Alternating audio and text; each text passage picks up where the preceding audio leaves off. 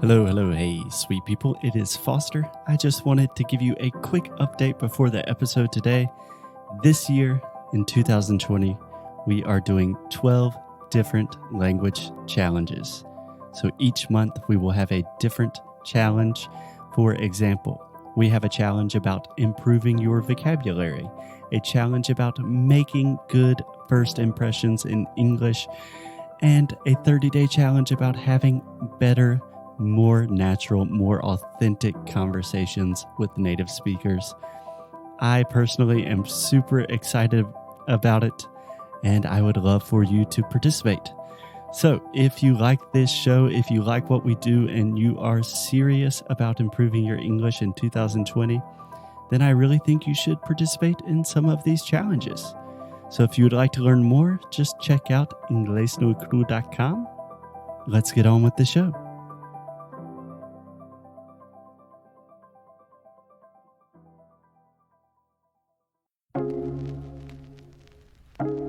Oi, gente! 2020 começou, um ano novo cheio de novas chances. E eu tenho uma super novidade para falar para vocês.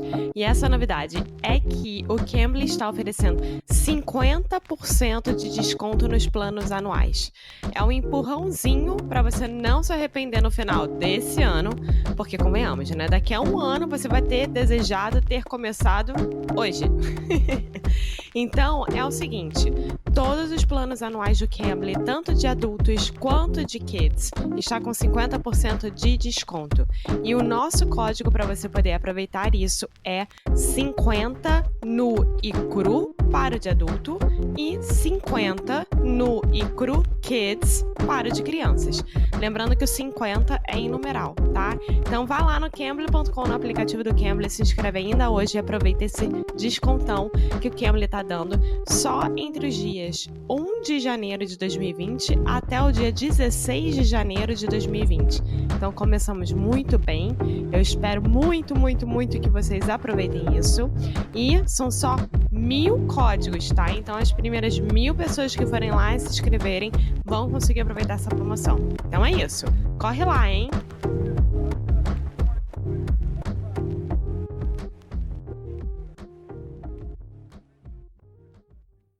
Hey, what's up, guys? It's Foster from Inglês no Rádio. And today, Alexia is saying, of course, who else would it be? Today, we have a very special guest. Special guest, would you please tell us who you are? My name is Jamie Hodge, and I'm Foster's dad. Yes, my dad is on the show. Super happy. We've had my brother, now my sister-in-law, and finally, my dad.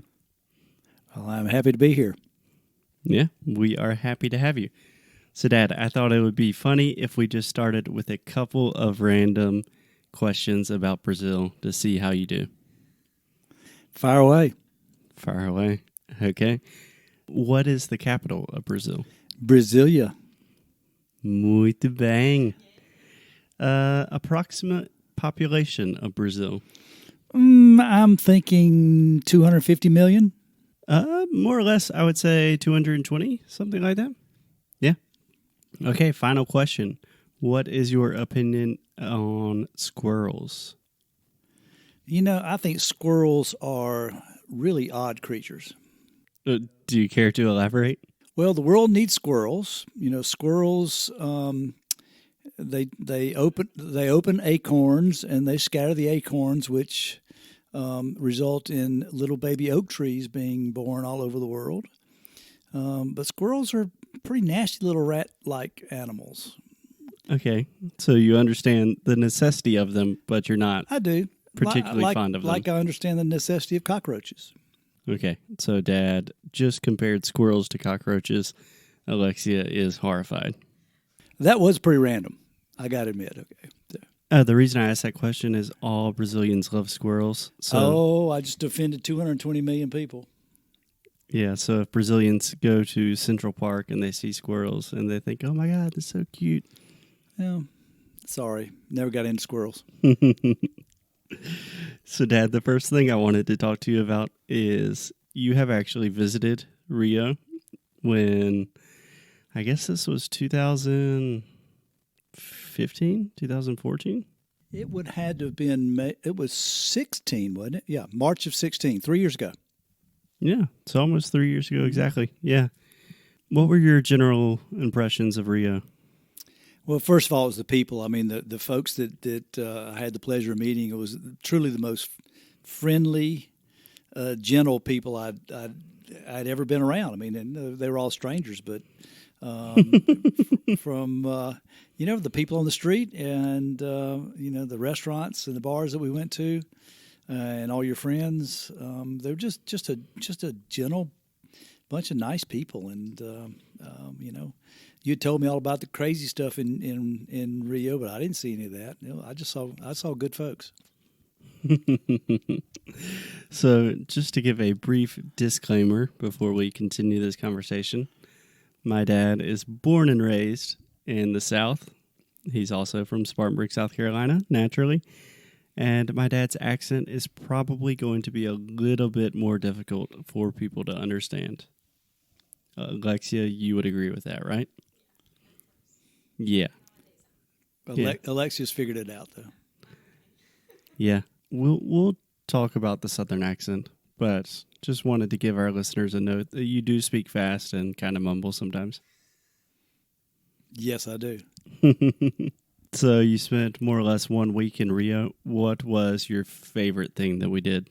Oh, golly. I mean, there was some life-changing events, notably getting body slammed by a wave on Ipanema Beach. I've been in Brazil all of 3 hours and almost had to go to the hospital. But it wasn't anything that 6 beers didn't fix. But we went hang gliding, and that truly was life changing. I didn't think I had the balls to do that, but and I didn't think Foster did either. But we did it together, and it's something we'll always remember. I wasn't even that scared when we did it, honestly. Well, you didn't have time to be scared. You just ran and jumped.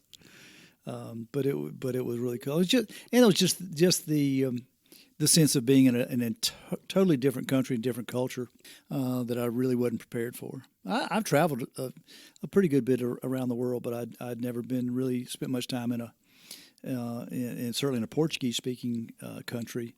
But Rio was. It's a big city. It's a bustling city, but where we stayed, the little neighborhoods felt like a small city, and it was a great experience. Yeah, that is awesome. I think it was a great trip. I know that all our friends loved having you there, and we had a really good time. So, Dad, we have been doing kind of a series on business. So all of our students want to learn about business English, primarily because for two reasons. In one case, they have to use business at work, so they are talking to clients, and it's just a constant struggle. Or on the other hand, they are seeking new job opportunities, and they need to improve their English to be applicable for these new jobs. You are a businessman, so I kind of wanted to talk about that. Can you just briefly explain what you do? Our family is in the floor covering business. We sell carpet and tile and all the things that go on the floor. And we sell that to residential customers, which means it goes in your home. And we also sell it to commercial customers, which means we put it in hospitals and schools. And Can you explain what tile is?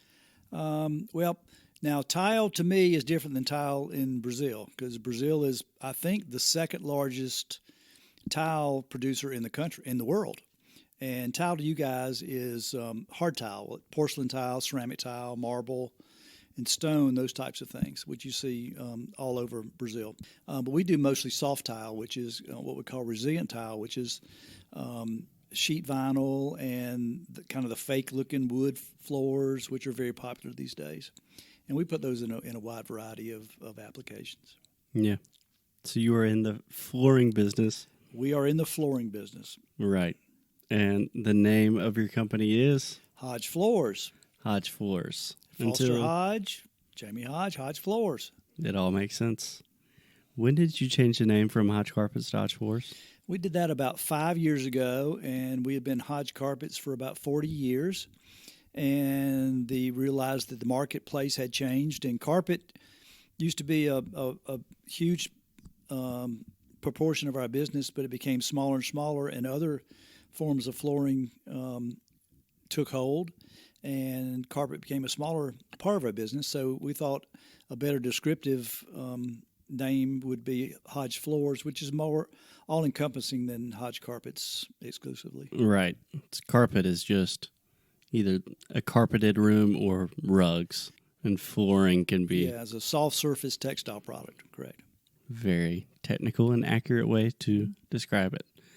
So an interesting thing about my dad's business is your dad, my grandfather, actually started that business. He did. Do you want to tell a little bit about that story? Well, it's kind of funny. I hope you got some time, but it was quite got all the time you want, Dad. Quite by accident, but I come from a long line of entrepreneurs, and I'm sure Foster and Lexi have talked to you about entrepreneurs, as they are the ultimate entrepreneurs, which are folks that start businesses and run businesses, by themselves. But my grandfather was an immigrant from the Middle East, came over to the United States in the early 1900s, and didn't have anything to do, and started selling towels and sheets and pillowcases and bedspreads door to door. This was in New York, right? This was actually after he moved here. He immigrated to New York, had some relatives that lived down here. He came down here as in his late teens, and saved some money and bought a wagon and a donkey, and seriously went around the neighborhoods and sold things door to door. And so, he's kind of the first entrepreneur in the family, and my father followed suit, and he tried to work with his granddad. They didn't get along, so my father started his own business. And then one day, my father had built some buildings, and he had rented one of the buildings to a furniture store. And the furniture store had a little carpet department. And one Sunday or Monday, my dad came to work, and he noticed that the furniture store had moved out in the middle of the night. Muito obrigada por ter escutado mais um episódio aqui do nosso Inglês de Necro Rádio. Como sempre, vou pedir para você deixar sua review, deixar o seu e-mail no nosso site inglêsdenecro.com, ficar de olho nas novidades que a gente sempre manda, nossos recursos grátis, enfim, todas as novidades que a gente puder, a gente vai estar compartilhando com vocês, principalmente por e-mail. Então, é isso. Eu quis aqui dar esse recado. Como sempre, obrigada pelo suporte e a gente se vê no próximo episódio, tá bom? Bye!